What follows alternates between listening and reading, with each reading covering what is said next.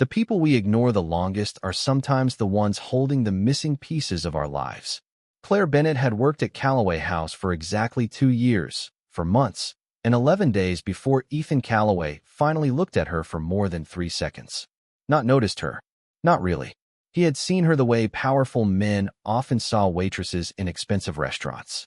Efficient hands, quiet footsteps, a black uniform moving between crystal glasses and candlelight.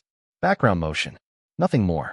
The rain tapped softly against the towering windows of the Manhattan restaurant as Claire carried a tray of sparkling water toward the private dining room on the 2nd floor. Friday nights were always tense there. Investors, lawyers, men with watches worth more than most apartments in Brooklyn. She moved carefully across the dark hardwood floor, her blonde hair tied neatly behind her neck, her posture calm despite the weight on her arms. Below the soft jazz playing through hidden speakers, she could hear Ethan Calloway's voice through the half-open door. Low, controlled, the kind of voice people stop talking to hear. Delay the Singapore acquisition until Monday, he said. If they panic before the weekend, we buy cheaper. Claire stepped inside quietly and began placing glasses near the guests without interrupting. Ethan sat at the center of the long walnut table in a charcoal suit that fit him too perfectly to look accidental. Silver cufflinks, dark tie, steel watch, the kind of face magazine covers called disciplined instead of tired. He never looked directly at staff unless something was wrong. Tonight was no different.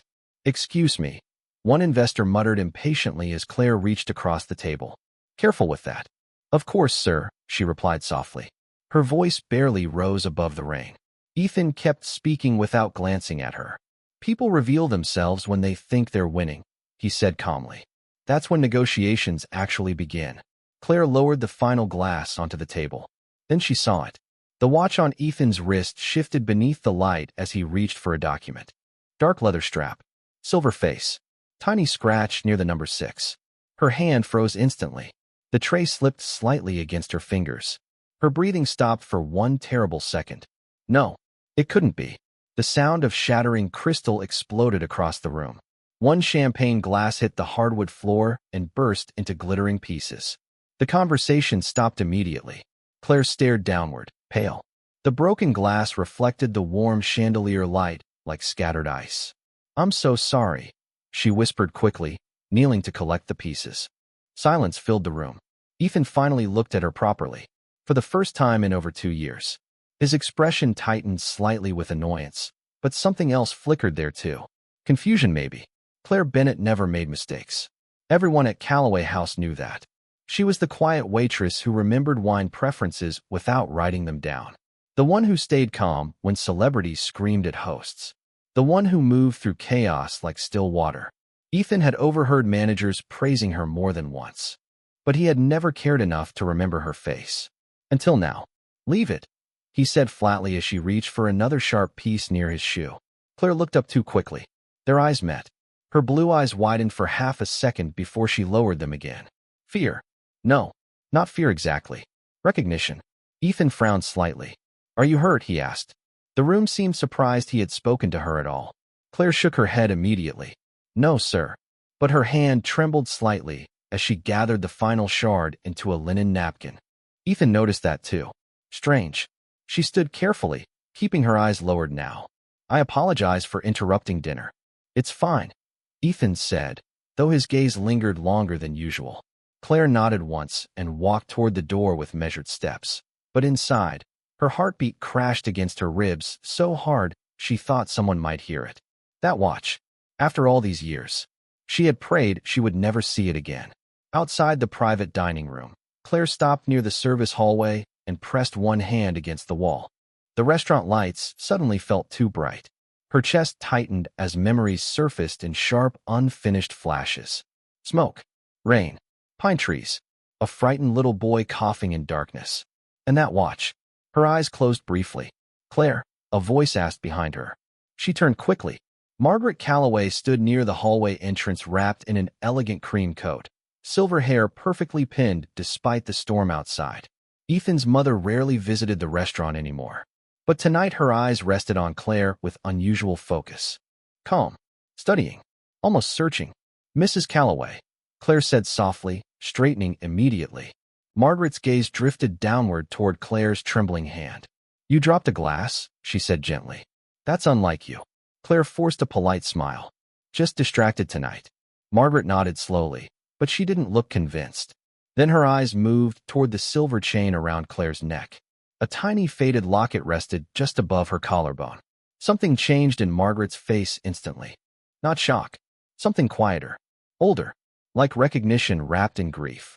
Claire noticed the look and instinctively touched the necklace. Where did you get that? Margaret asked softly. Claire hesitated. I've had it since I was little. The older woman went completely still. Somewhere downstairs, thunder rolled across Manhattan.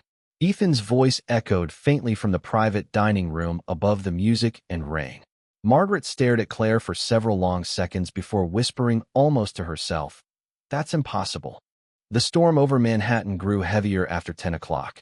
Rainwater slid down the massive glass windows of Callaway Tower like silver threads, while the city below dissolved into blurred headlights and reflections. Claire Bennett stood alone inside the employee locker room, staring at herself in the small mirror above the sink. Her face looked calmer than she felt. She reached slowly for the silver locket around her neck and held it tightly between trembling fingers. The metal had warmed against her skin over the years, smooth at the edges from being touched too often. Usually it comforted her. Tonight it felt heavier somehow, like the past had suddenly remembered where to find her. She closed her eyes briefly. That watch. She could still see it clearly. Dark leather strap. Tiny scratch near the number 6. 20 years had passed, and somehow the detail had survived perfectly inside her memory. Most people forgot childhood moments eventually. Faces faded. Voices disappeared. But trauma stayed sharp in strange places. Sometimes it lived inside sounds. Sometimes smells. And sometimes inside the reflection of a silver watch beneath restaurant lights. The locker room door opened quietly behind her. You okay? Asked Olivia, another waitress, pulling her coat tighter around herself. You look pale. Claire forced a small smile. Long night. Olivia laughed softly. Tell me about it. Your billionaire almost fired one of the sommeliers upstairs. Claire looked down immediately. He is not my billionaire. Trust me, everyone noticed him watching you after the glass incident. Claire grabbed her bag too quickly. People imagine things. Olivia leaned against the doorway. Maybe. But Ethan Callaway usually does not notice anybody making less than 7 figures a year. Claire said nothing. Outside, thunder rolled faintly through the city again. Olivia studied her for another second before shrugging. Well, whatever happened, Mrs. Callaway looked even stranger. Claire froze slightly. What do you mean? She kept asking the manager about you after you left. Olivia lowered her voice dramatically. Honestly, it was kind of creepy. Claire's stomach tightened. What did he say? Just that you have worked here a couple years and never caused trouble. Olivia smiled lightly. Which is true. You are basically a ghost around here. Ghost. The word lingered strangely in Claire's mind after Olivia left. She waited until the room was empty before opening her locker again. Hidden beneath folded sweaters sat an old photograph inside a worn envelope. The corners were bent from age. Claire hesitated before pulling it out. A little girl stood near a lake surrounded by pine trees, smiling beside a golden retriever puppy. The photo itself looked ordinary, innocent even. But the edge of a small silver watch appeared faintly in one corner near the arm of someone cropped out of frame. Claire stared at it silently. You should have forgotten me, she whispered under her breath. Upstairs, Ethan Callaway stood near the private dining room windows while investors gathered their coats and prepared to leave. But he barely heard the conversations around him anymore. His attention kept drifting elsewhere. Back to the blonde waitress with shaking hands and frightened eyes. Strange. He dealt with billion-dollar negotiations without losing focus. Yet somehow he could not stop replaying a server dropping one champagne glass. You are distracted tonight, his business partner Daniel Mercer observed while buttoning his coat. Ethan picked up a file from the table.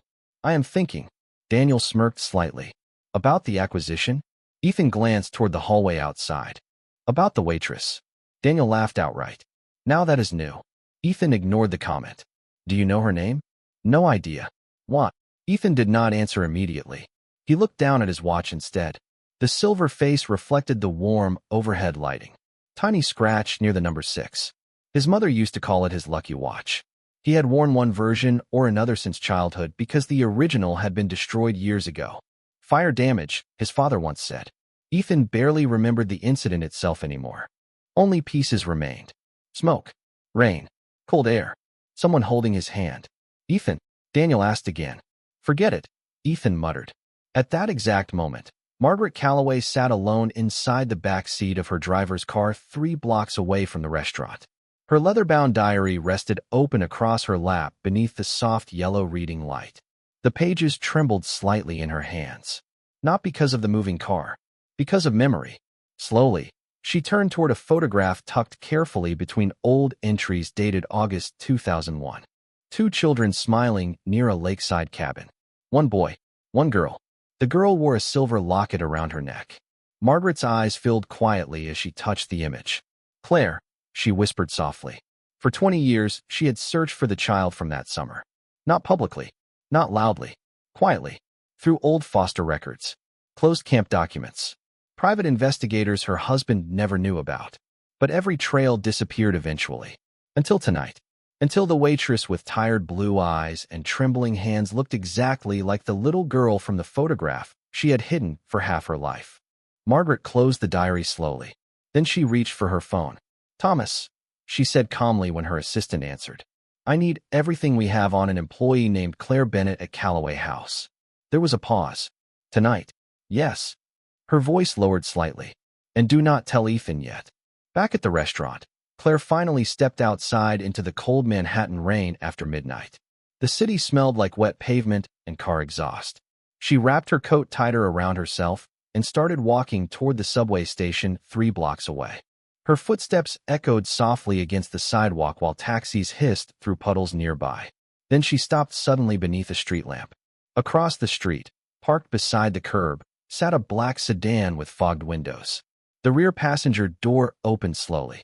Margaret Calloway stepped out into the rain without an umbrella. Claire's face lost all color. The older woman stood perfectly still beneath the pale streetlight, her cream coat darkening beneath the rain. For several seconds, neither woman spoke. The city noise seemed distant suddenly, smaller somehow. Margaret looked at the silver locket around Claire's neck one more time before asking softly, almost painfully, "Where did your mother find you after the fire?" Rain dripped steadily from the edge of the street lamp above them, while taxis rolled past in blurred streaks of yellow light. Claire Bennett could not breathe properly for a moment. Margaret Calloway's question hung in the cold Manhattan air like something unfinished. "Where did your mother find you after the fire?" Claire stared at the older woman without answering. Her fingers tightened instinctively around the strap of her bag. 20 years.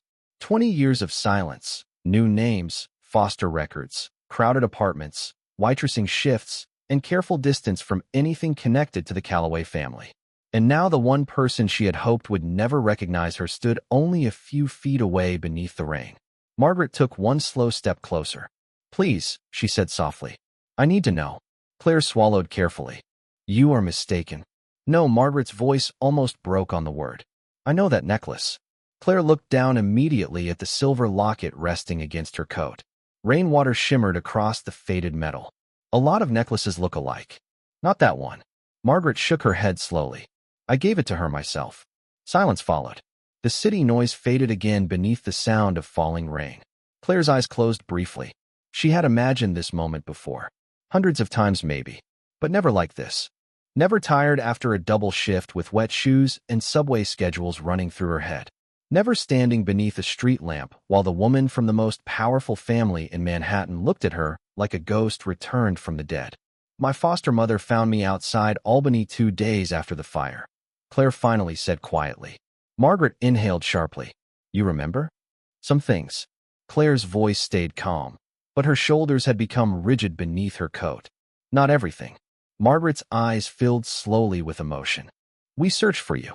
Claire let out the faintest breath that almost sounded like a laugh. "Did you?" The older woman froze. Claire immediately regretted the sharpness in her tone, but exhaustion had weakened her control tonight. Too many memories. Too many questions reopening all at once. Margaret lowered her gaze briefly. "Your records disappeared after the camp closed. That was not an accident." The words slipped out before Claire could stop them. Margaret looked back up instantly. "What do you mean?" Claire shook her head. "Nothing. A black umbrella appeared beside them suddenly as Margaret's driver stepped forward respectfully. "Mrs. Calloway, the rain is getting heavier." Margaret ignored him completely. Her eyes never left Claire's face. "Did someone tell you to stay away from us?" Claire said nothing. That silence answered enough. Margaret's expression changed slowly from confusion into something colder. Something older. Understanding. Far above them, thunder rolled softly over the skyline. "My husband," she whispered. Claire looked away toward the traffic. "I should go." Claire. Hearing her name spoken like that made something painful tighten inside her chest. Margaret stepped closer despite the rain soaking through her coat now. "Did Richard speak to you after the fire?" Claire stared at the wet sidewalk for several seconds before answering quietly. "He told me Ethan needed a different life than mine." Margaret closed her eyes. "Oh God. I was 9 years old." Claire's voice remained strangely steady.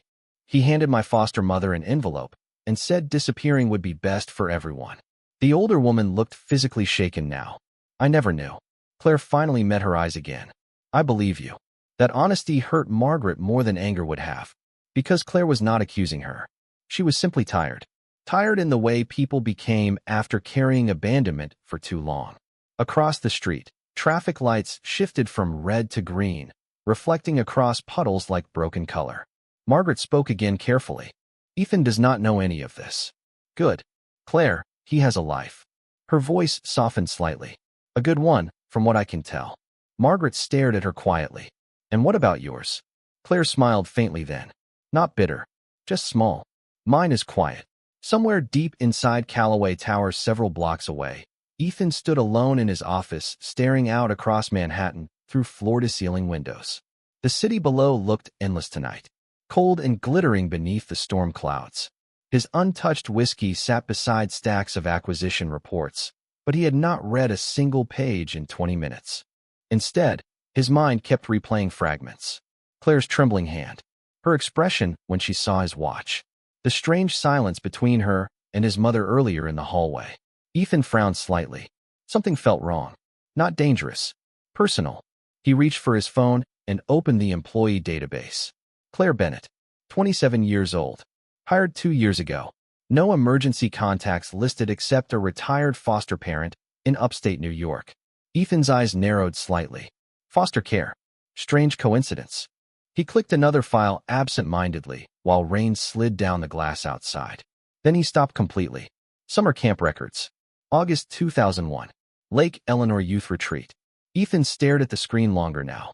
His chest tightened faintly. He barely remembered that summer anymore. Only flashes survived. Smoke. Trees. Rain. Someone carrying him. He rubbed a hand slowly across his jaw. "Why does she look familiar?" he muttered quietly to himself. Down on the street below, Claire finally stepped backward away from Margaret. "Please do not tell him," she said softly. Margaret looked heartbroken. "You saved my son." Claire shook her head gently. "I was just there." "No," Margaret's voice trembled now. "You carried him out of that cabin while everyone else was running away." Claire's eyes glistened slightly beneath the rain, but she remained composed. Children do strange things when they are scared. Margaret stared at her for several long seconds before whispering, "You disappeared before I could thank you." Claire looked toward the subway entrance across the street. Sometimes disappearing is easier. Then, before Margaret could stop her, Claire turned and walked away into the rain-soaked Manhattan night while the older woman remained motionless beneath the street lamp, watching the girl she had mourned for 20 years vanish once more into the crowd. Claire Bennett barely slept that night. The old radiator inside her small Queens apartment hissed unevenly while rain continued tapping against the fire escape outside her window.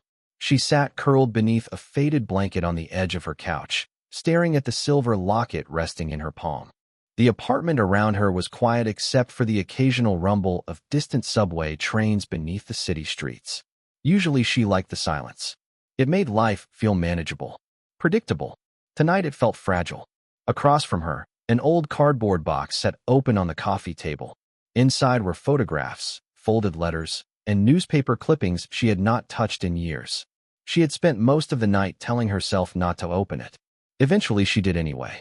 Some memories waited patiently. Claire pulled out a faded Polaroid first. Lake Eleanor Summer Retreat. August 2001. The ink had nearly disappeared from the bottom corner. Her younger self stood smiling beside a pine tree with scraped knees and tangled blonde hair, while another boy sat beside her on the dock, holding a fishing pole too large for him. Ethan, before the fire, before everything changed. Claire touched the edge of the photograph carefully. You never remembered me, she whispered softly. Somewhere across Manhattan, Ethan Calloway stood inside his penthouse kitchen, holding the exact same expression without realizing it. Confused, restless. The skyline outside his windows glowed pale blue beneath the early morning clouds while untouched coffee cooled beside his phone. He had spent nearly 2 hours reviewing archived camp documents from 20 years ago. Most records were incomplete. Water damage, insurance settlements, lawsuits after the cabin fire forced the camp to shut down permanently. But one thing kept bothering him. Every surviving witness statement mentioned a little girl helping him escape the smoke before counselors arrived. No name listed. Just one sentence repeated several times. Blonde girl around 9 years old. Ethan leaned back slowly against the marble kitchen counter. His jaw tightened. Claire Bennett was 27 now. The math fit perfectly. His phone buzzed suddenly against the counter. Mother. Ethan answered immediately. You are awake early, Margaret said quietly. So are you. Silence lingered briefly between them. Ethan knew his mother well enough to recognize hesitation in her voice. You know something, he said finally. Margaret exhaled softly. I need to see you this morning. Ethan looked toward the gray skyline outside. About the waitress? Another pause. Longer this time. Yes. 40 minutes later, Ethan entered his mother's Upper East Side townhouse, still wearing yesterday's dark overcoat. The home smelled faintly like coffee, old books, and lavender candles. Familiar. Safe. Margaret sat near the fireplace in the library with a leather-bound diary resting on her lap. Ethan immediately noticed the tension in her face. You look exhausted, she said gently. You sound guilty, he replied. Margaret lowered her eyes briefly. Sit down. Ethan obeyed slowly, watching her carefully now. Who is Claire Bennett? Margaret touched the edge of the diary with trembling fingers. Her real name was Claire Donovan. Ethan frowned slightly. After the fire, she disappeared from foster records. Ethan's chest tightened unexpectedly. You knew her? Margaret looked up at him with quiet heartbreak. Ethan, she saved your life. Silence. Heavy and immediate. Ethan stared at his mother without blinking. What? Margaret opened the diary slowly and removed an old photograph tucked carefully between the pages. She handed it to him without speaking. Ethan took the photo automatically. 2 children standing beside a lake. A little blonde girl smiling beside a dark-haired boy wearing an oversized watch on his wrist. Ethan's breath caught slightly. The watch. Even then. That is Lake Eleanor, Margaret whispered. 3 days before the fire. Ethan stared at the image longer now. Something shifted painfully inside him. Not memory exactly. Emotion first. Then fragments. Pine trees moving in heavy wind. The smell of rain. A small hand pulling his sleeve. I do not remember this picture, he said quietly. Your father destroyed almost everything connected to that summer. Ethan looked up immediately. Why? Margaret closed her eyes briefly. Because after the fire, the newspapers called Claire a hero. Ethan frowned. She was 9. Yes. Margaret's voice trembled slightly now. And your father hated the idea that the Calloway heir survived because of a foster child nobody could identify properly. Ethan stared at her in disbelief. That does not make sense. It made sense to Richard. The older woman looked toward the fireplace without really seeing it anymore. Image mattered to him more than gratitude. Ethan stood slowly now, tension building visibly in his shoulders. You are telling me my father erased a little girl because she embarrassed him? Margaret's silence answered enough. Rain tapped softly against the library windows. Ethan looked back down at the photograph in his hands. Claire looked happy in it. Open. Unafraid. Nothing like the careful, quiet woman carrying champagne trays through his restaurant. What happened to her? He asked finally. Margaret's eyes filled with guilt. I tried to find her for years. Ethan's voice hardened slightly. That is not what I asked. Margaret swallowed carefully. Your father found her first. Ethan felt something cold settle heavily in his chest. And he paid her foster family to move. The room became very still. Ethan stared at his mother like he no longer recognized the world around him. You knew? Not then. Tears finally slipped down Margaret's face. I learned the truth after Richard died. Ethan looked away sharply toward the windows. Manhattan stretched endlessly outside, cold beneath the storm clouds. His entire life suddenly felt rearranged. Every expensive room, every polished family story, every carefully managed memory. Somewhere beneath all of it sat a frightened little girl abandoned after saving him. And somehow she had ended up serving drinks inside his own restaurant while he walked past her for 2 years without ever truly seeing her. Ethan looked back down at the photograph one more time. Claire's small hand rested lightly against his shoulder in the image. Protective. Familiar. He whispered the words before he could stop himself. She recognized my watch. Margaret nodded slowly through tears. Because she never forgot you. Ethan Calloway arrived at Calloway House earlier than usual the next evening. The restaurant had not officially opened yet. Staff members moved quietly beneath dim chandelier light, while polished glasses caught reflections across the empty dining room. Usually Ethan never entered before dinner service. He preferred distance from operations. Numbers made more sense than people most days. But tonight he stood silently near the hostess stand watching employees prepare tables with an attention that unsettled even him. Claire Bennett was folding linen napkins near the back wine wall when she sensed him before she saw him. Some people carried noise with them. Ethan carried silence. The room shifted around him without anyone realizing it. Claire kept her eyes lowered, pretending not to notice as he slowly walked through the restaurant. Her heartbeat immediately betrayed her calm expression. He knows now. The thought arrived cold and immediate. She had spent all morning considering whether to quit. Part of her wanted to disappear before the confrontation came. Another part was simply exhausted from running. Miss Bennett. Ethan's voice stopped her hands instantly. Nearby staff members glanced over in surprise.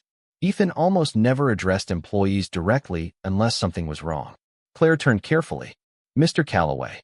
The distance between them felt strangely fragile tonight. Ethan studied her face more openly now. Not like a CEO reviewing staff. Like someone searching through memory that refused to fully return. Can we speak privately? Claire's fingers tightened slightly around the folded napkin. I am about to start my shift. 5 minutes. His voice remained calm, but there was something unfamiliar beneath it now. Not authority. Uncertainty. Claire hesitated long enough for him to notice. Then finally she nodded once.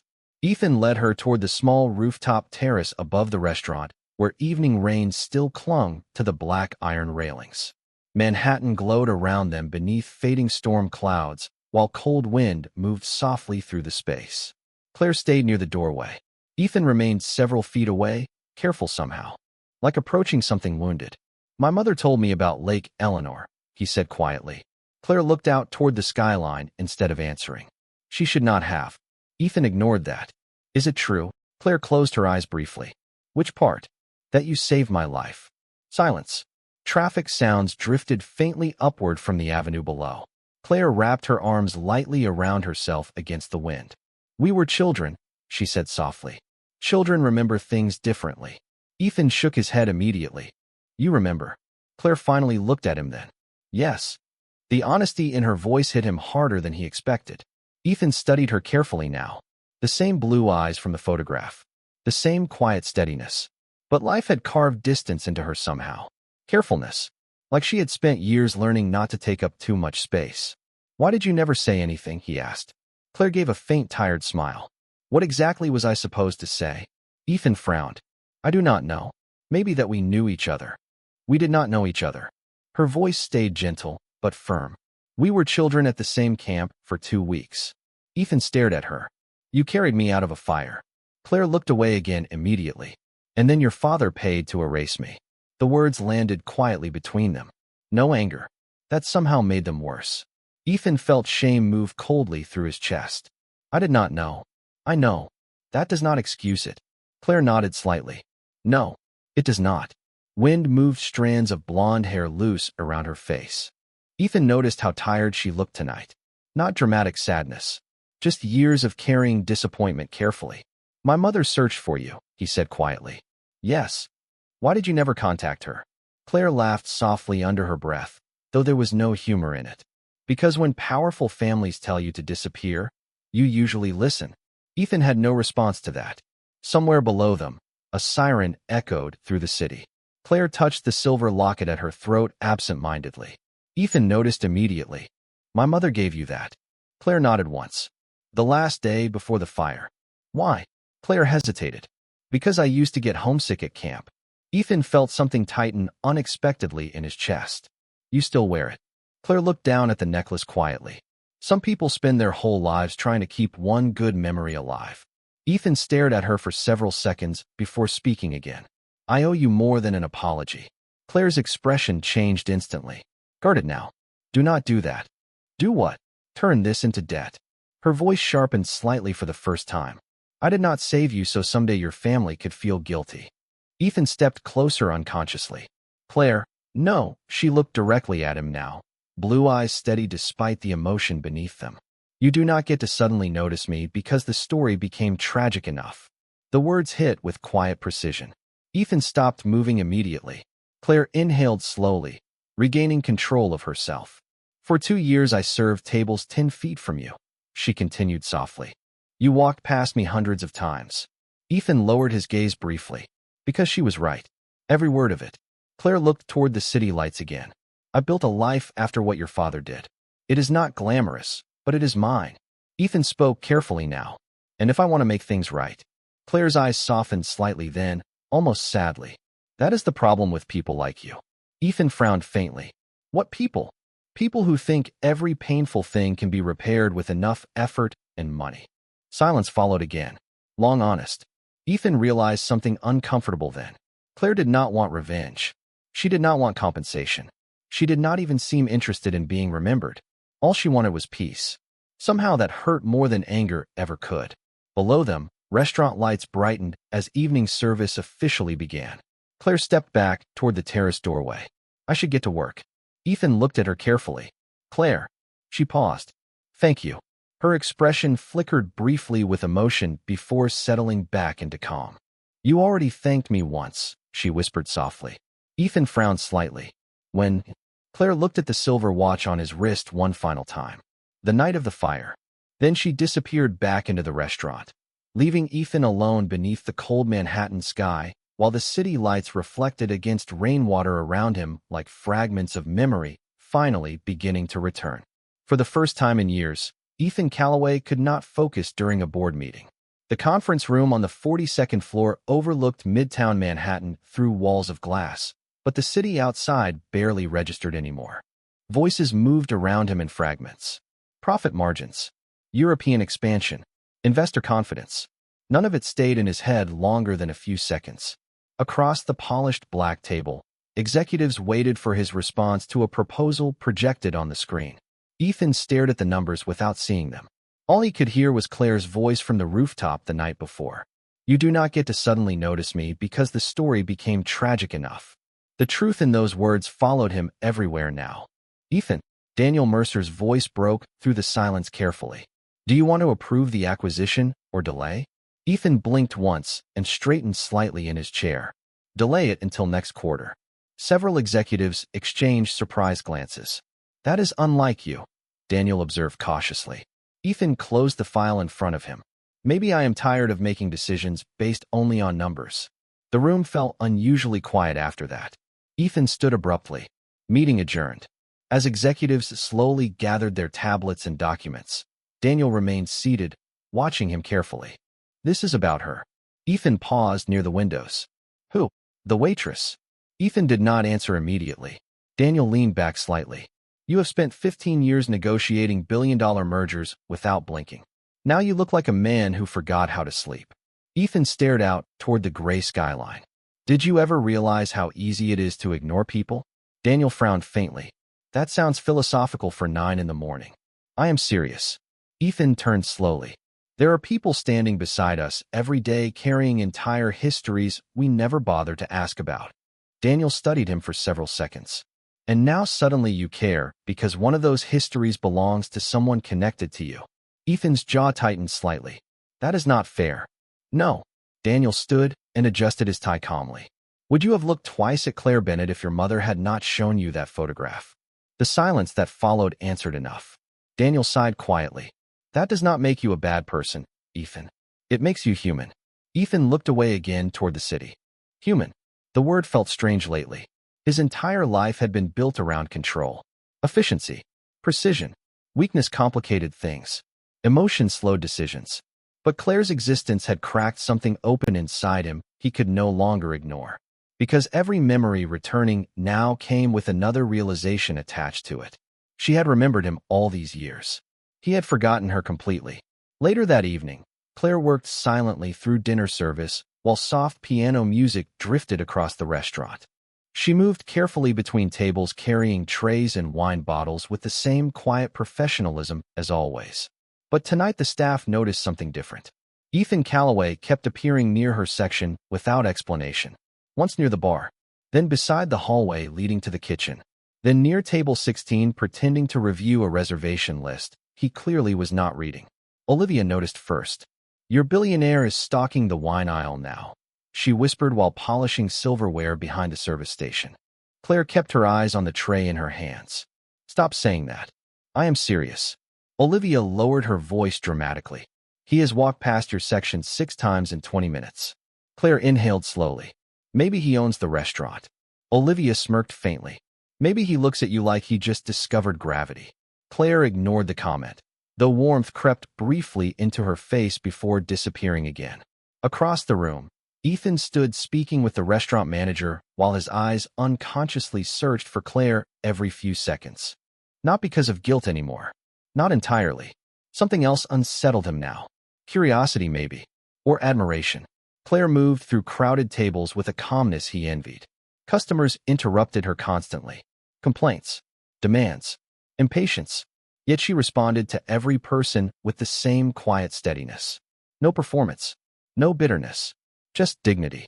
Ethan suddenly understood why his mother could never forget her. Near the end of the shift, an elderly customer near the window accidentally knocked over a cup of tea onto the tablecloth. The woman looked embarrassed immediately. "Oh goodness," she murmured nervously. "I am so sorry." Before anyone else could react, Claire knelt beside the table with fresh napkins already in hand. "It is all right," she said softly. "It happens all the time." The older woman still looked mortified.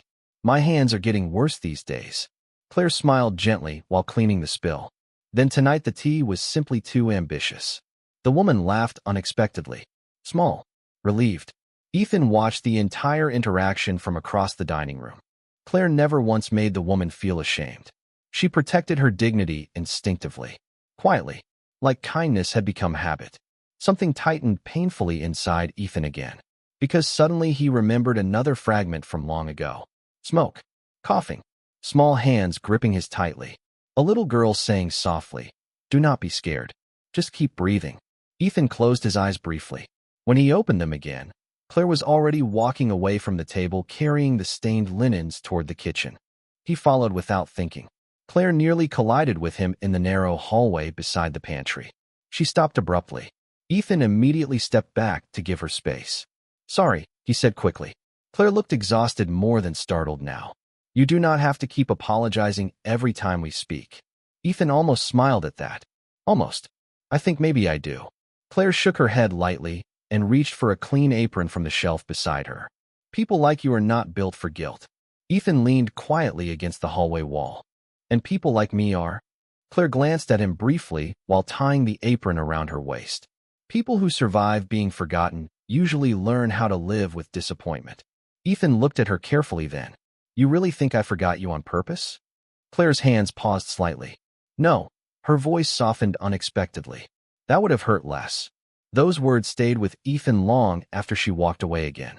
Because for the first time in his life, someone had spoken to him without fear, ambition, or calculation. Claire Bennett looked at him and saw not a billionaire, not a CEO, just a man who had failed to notice the person standing beside him until it was almost too late.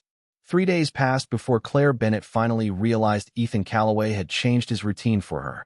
Not dramatically. Ethan was not the kind of man who made emotional speeches or grand gestures. His world had trained him to hide feeling behind composure. But Claire noticed the smaller things. He started arriving at the restaurant before opening hours. He stayed later after meetings ended. Sometimes she would glance up while carrying plates through the dining room and find him standing silently near the piano, watching the city through the windows with untouched coffee in his hand. And every single time their eyes met, he looked away slower than before. Claire told herself not to think about it. That was the dangerous part, not the past. Hope. Hope was always more dangerous. Thursday evening arrived colder than usual. Wind pushed sharply between Manhattan buildings, while thin rain coated the sidewalks outside Callaway House. Inside, candlelight softened the dining room into gold and shadow. Claire adjusted a wine glass near table 12 when the restaurant manager approached her quietly. "Private event upstairs tonight," he said. "The Callaway family reserved the rooftop lounge." Claire nodded automatically. "Understood. Mrs. Callaway specifically requested you for service." Claire's hand paused slightly against the glass. "Me?" The manager offered an awkward smile. "Apparently she likes you." Claire almost laughed at the irony of that sentence. Upstairs, the rooftop lounge glowed warmly beneath hanging lights and floor heaters. Soft jazz drifted through hidden speakers while Manhattan stretched endlessly beyond the glass walls. Claire carried a tray of wine carefully toward the long dining table, where Margaret Callaway sat beside several old family friends dressed in elegant black and silver evening wear. Ethan stood near the windows speaking quietly with an investor when he noticed Claire entering the room. His voice stopped mid-sentence. Claire felt it immediately. That shift in attention. Dangerous again. Margaret looked up and smiled gently. "Claire, Mrs. Callaway, would you sit with us for a moment after service?"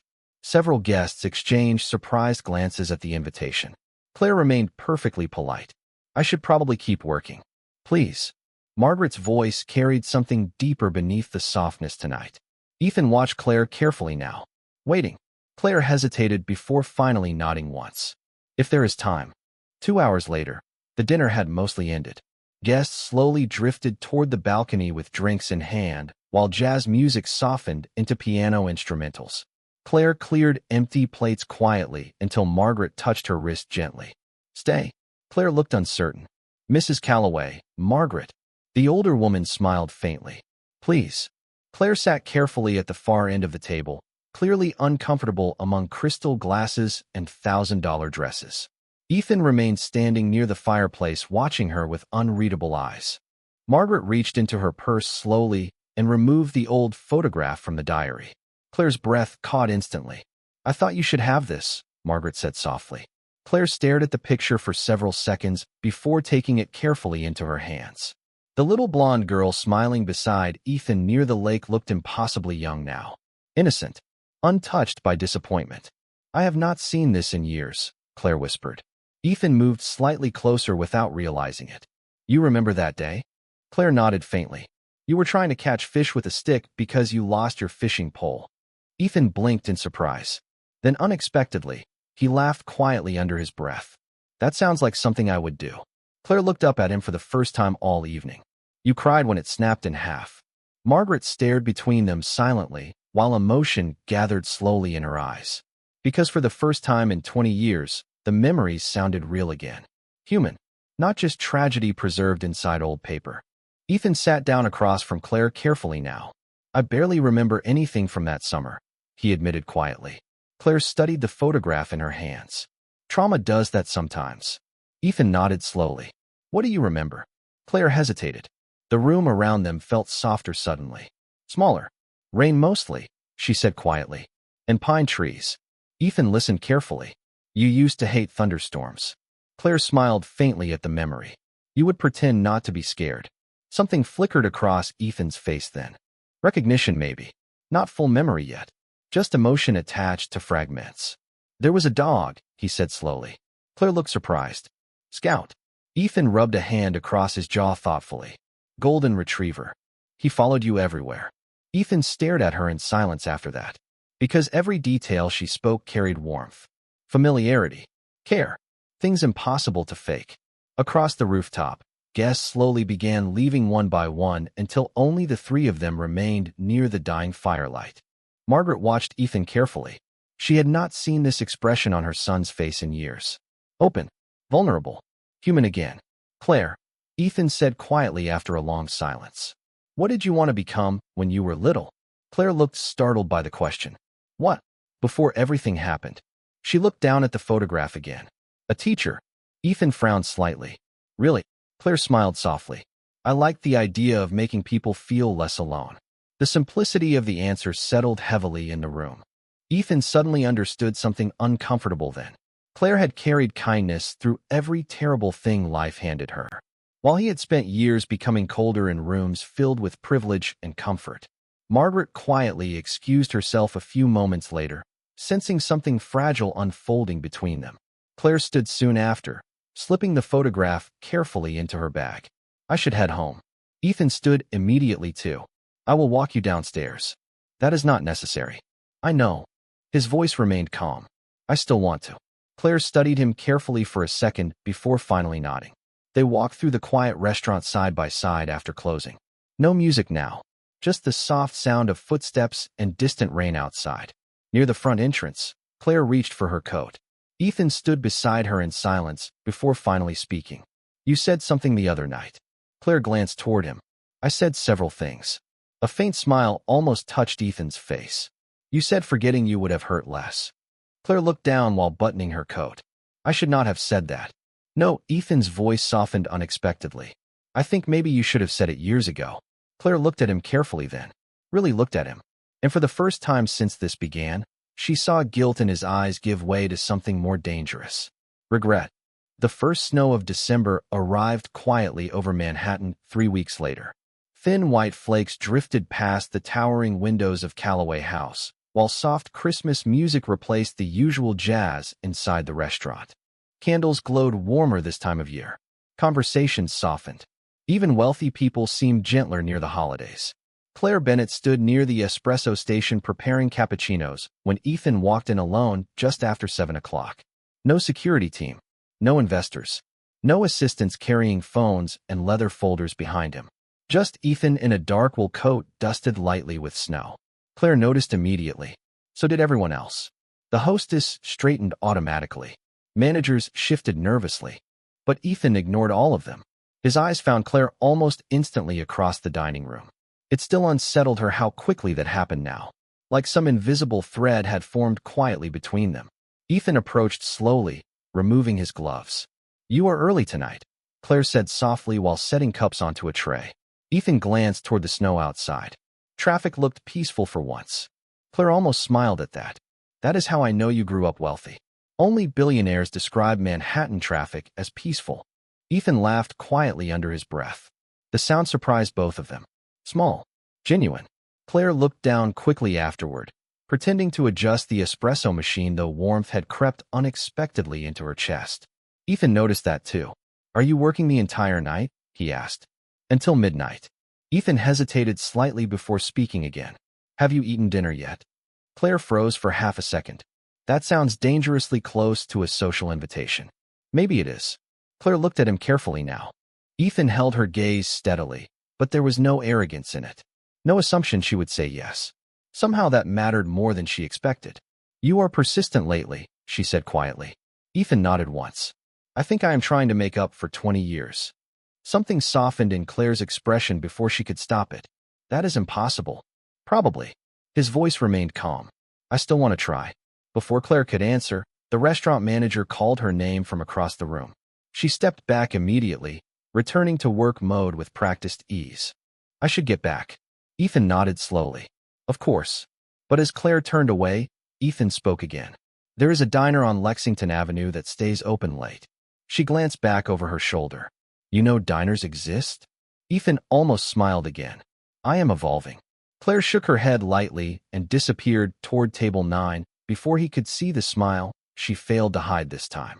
2 hours later, snow covered the sidewalks outside in pale silver layers while the city lights reflected softly against frozen streets. Ethan remained inside the restaurant longer than necessary, pretending to review paperwork near the bar while secretly waiting for Claire's shift to end. Daniel Mercer eventually noticed. You are still here? Ethan looked up from the untouched file in front of him. Apparently, Daniel sat beside him quietly. You know every employee in this building thinks you are in love with her now. Ethan frowned immediately. That is ridiculous. Daniel smirked faintly. You waited 3 hours after your meeting ended just to walk a waitress home in the snow. Ethan looked toward the kitchen hallway where Claire had disappeared minutes earlier. She is not just a waitress. Daniel's expression softened slightly then. No, she is not.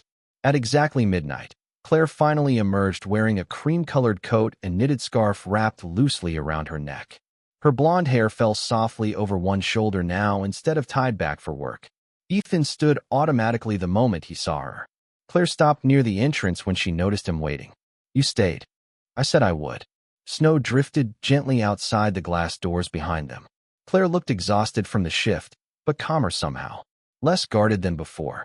"Most people in your world do not wait around for anyone," she said quietly while putting on her gloves. Ethan held the restaurant door open for her. "Maybe my world is the problem." Cold winter air rushed around them as they stepped onto the sidewalk together. Manhattan felt strangely peaceful beneath the snowfall. Car horns sounded distant. Softer. Claire tilted her face upward briefly, watching snowflakes disappear into the glow of streetlights. "I used to love snow when I was little," she murmured. Ethan glanced toward her. "Used to?" Claire slid her hands into her coat pockets. Snow meant winter holidays at the Foster Center. Her voice remained calm, but quieter now. "The younger kids always got excited. I learned pretty quickly not to." Ethan frowned slightly. "Why?" Claire smiled faintly without humor. "Because every year you hope someone comes for you." The words landed softly between them. Ethan looked away toward the snow-covered street for a moment, jaw tightening. "Claire, it is all right." She shook her head gently. That was a long time ago. But Ethan understood something painful then. Claire did not carry dramatic scars. She carried quieter ones. The kind that changed how a person expected love. They reached the small diner on Lexington Avenue a few blocks later. Warm yellow lights spilled through fogged windows while the smell of coffee and pancakes wrapped around them the moment they stepped inside. Claire stopped near the entrance looking genuinely shocked. "You were serious?" Ethan removed his coat slowly. "I usually am." A tired waitress in her 60s handed them menus without recognizing Ethan at all. Somehow he seemed relieved by that. Claire slid into the booth across from him carefully, still looking around the diner with disbelief. "This may be the strangest thing you have ever done." Ethan looked at her quietly across the table. "Not even close." The waitress returned with coffee mugs a minute later. "You two want the usual?" she asked absent-mindedly. Claire blinked in confusion while Ethan answered calmly, "Not tonight." The older waitress nodded and walked away. Claire stared at him immediately. "You have a usual here?" Ethan looked almost embarrassed. "Sometimes I come after late meetings." Claire laughed softly then. Really laughed. Warm and unexpected. The sound made Ethan forget the snow outside completely. "This changes everything," she said. "The terrifying billionaire secretly eats grilled cheese at midnight diners." Ethan leaned back slightly, watching her smile beneath the soft diner lights. "Please keep that information confidential. I have a reputation." Claire shook her head gently, still smiling. And for the first time since they found each other again, neither of them mentioned the fire, the past, or the years between them. They simply sat across from each other while snow covered Manhattan outside, and two untouched people slowly remembered what it felt like to be seen. By the time Christmas week arrived, Manhattan had transformed into gold lights and quiet snowfall. Store windows glittered along Fifth Avenue while strangers carried wrapped gifts through the cold with red scarves pulled tightly around their faces. Inside Callaway House, reservations had been booked solid for weeks. The restaurant glowed warmer than usual beneath evergreen decorations, and candlelight reflected softly against polished glass. Claire Bennett moved through the crowded dining room carrying plates of roasted salmon and glasses of wine, while soft piano music drifted through the air. But tonight something felt different. Lighter somehow. For the first time in years, she no longer felt invisible inside these walls. Not because people suddenly noticed her beauty or her past. Because one person had finally learned how to truly see her. Near the entrance, Ethan Callaway stood helping an elderly customer remove her coat, while the hostess looked completely stunned by the gesture. Claire noticed immediately and almost smiled. Ethan noticed her noticing. Dangerous again. Over the past month, small things had changed quietly between them. Coffee after late shifts. Long walks through snowy streets. Conversations that started carefully and somehow lasted hours. Claire had learned Ethan secretly hated expensive coffee because it tasted burned and arrogant. Ethan had learned Claire collected secondhand books with handwritten notes inside the margins because she liked knowing strangers once loved the same pages. Neither of them called it friendship. Neither of them called it anything else either. They simply stopped pretending the connection was temporary. Table 14 is asking for you specifically, Olivia whispered while passing Claire near the kitchen. Claire frowned slightly. Me? Apparently they liked your wine recommendation last week. Olivia smirked. Congratulations. You are becoming memorable. Claire laughed softly under her breath and headed toward the table. Across the room, Ethan watched her disappear into the crowd with a quiet expression Daniel Mercer had begun recognizing too easily lately. You look calmer around her, Daniel observed while adjusting his cufflinks near the bar. Ethan glanced toward him. Do I? It is unsettling, honestly. Daniel sipped his bourbon. You used to walk into rooms like you were preparing for war. Ethan looked back toward Claire again. Maybe I was. Daniel followed his gaze briefly before speaking more seriously. You know she still expects this to end eventually. Ethan's expression shifted slightly. Why? Daniel looked surprised by the question. Because people who spend their lives being left behind usually prepare for it in advance. Those words stayed with Ethan long after Daniel walked away. Around 11:30 that night, the final guests slowly filtered out into the snow-covered city streets while employees began cleaning the dining room for closing. Claire stood near the front windows stacking menus when she noticed something strange. Ethan was carrying chairs. She stared openly for a second. What are you doing? Ethan looked up calmly while placing another chair upside down onto a table. Apparently helping. Claire blinked. You own the building. And yet the chairs remain heavy. Claire laughed softly despite herself. Nearby employees exchanged shocked looks while pretending not to stare. Billionaire CEOs did not stack chairs after midnight. Ethan Calloway apparently did now. 20 minutes later, the restaurant finally emptied completely except for the two of them. Snow drifted quietly outside while Christmas lights reflected against the dark windows. Claire wiped down the final table near the piano as Ethan approached, carrying something wrapped carefully in brown paper. What is that? She asked cautiously. Ethan looked almost uncomfortable suddenly. A gift. Claire immediately straightened. Ethan, it is not expensive. That is not the point. Ethan held the package out anyway. Please. Claire hesitated before taking it carefully. The paper crinkled softly beneath her fingers as she unwrapped it. Then she froze completely. Inside sat the old photograph from Lake Eleanor. Except now it had been professionally restored. Every faded color returned. Every crease repaired. The lake behind them looked blue again. Pine trees sharp and green. The little girl smiling beside the frightened boy looked alive instead of forgotten. Claire stared at the image silently, while emotion moved slowly across her face. How? She whispered.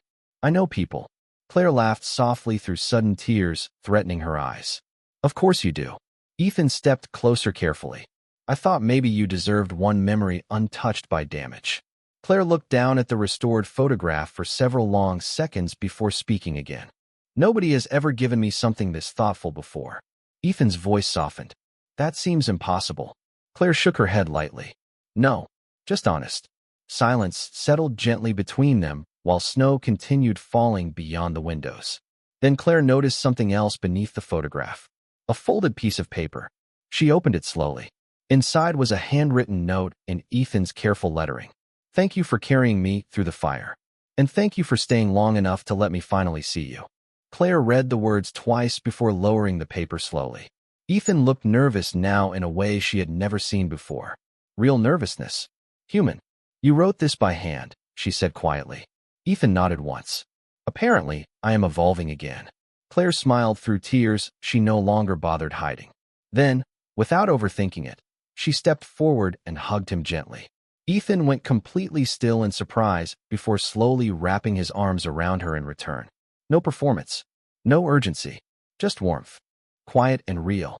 Claire rested her forehead briefly against his shoulder while the city lights shimmered softly around them. You know what the strange part is? She whispered. Ethan looked down slightly. What? Claire smiled faintly. I stopped wishing someone would come back for me a long time ago. Ethan held her a little closer then. I know. Snow continued falling outside Calloway House, while Manhattan moved endlessly around them beyond the glass. Cars. Lights. Crowds. A city full of people passing each other every day without really looking. But inside the quiet restaurant, beneath fading Christmas lights and the soft reflection of winter snow, two people stood holding the restored pieces of a story neither of them fully understood until it was almost lost forever. And somewhere deep inside the silence between them, both finally realized the same thing. Sometimes the people we fail to notice are the very ones who carried us when we could not survive alone.